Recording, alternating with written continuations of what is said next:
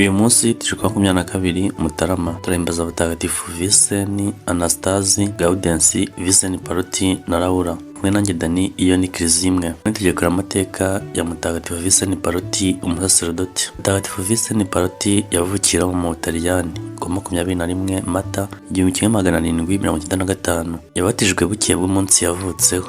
Amaze gutangira amashuri, Vincent Paroti yakundaga gusenga cyane kandi akavuga ko yifuza kuzaba umusaserdoti.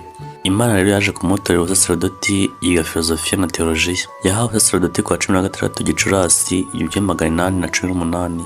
Mu mibereho ye yabaye umusaserdoti w'indahinyuka, yitaye kuri roho z'abantu b'ingeri zose, abato n'abakuru, abitegura kwiyegurira Imana, abarwayi n'indembe, n'imfungwa zaciwe urubanza rwo gupfa. Yagize imirimo myinshi cyane yaje kumufatanya n'amagara ye yagerwaga ku mashyi, aza gufatwa n'indwara iramuhitana. Paroti yitabye Imana afite imyaka 55 gusa.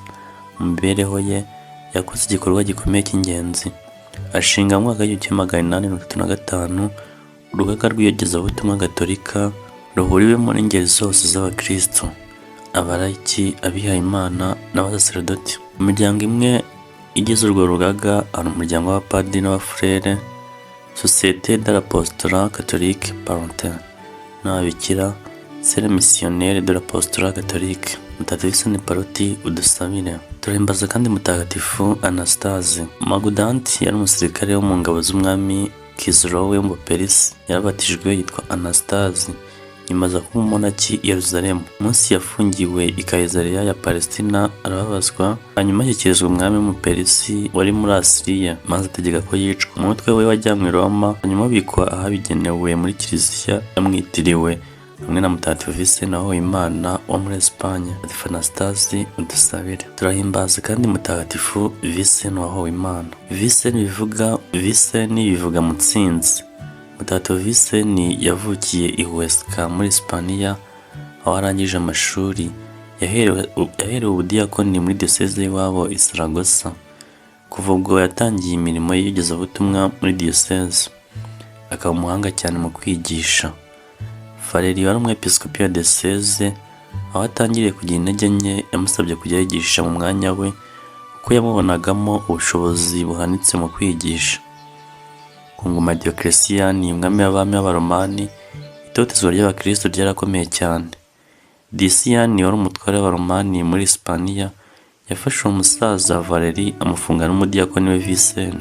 Nyuma yaje gucirwa urubanza, umwepiskopi Valeri wari ukuze cyane yirukanwe mu gihugu, naho Vincent ari umudiyakoni akiri muto, bamucira urubanza rwo kumwica w'agashinyaguro kugira ngo abandi bakristo barebereho batinye bahakana ukwemera kwabo.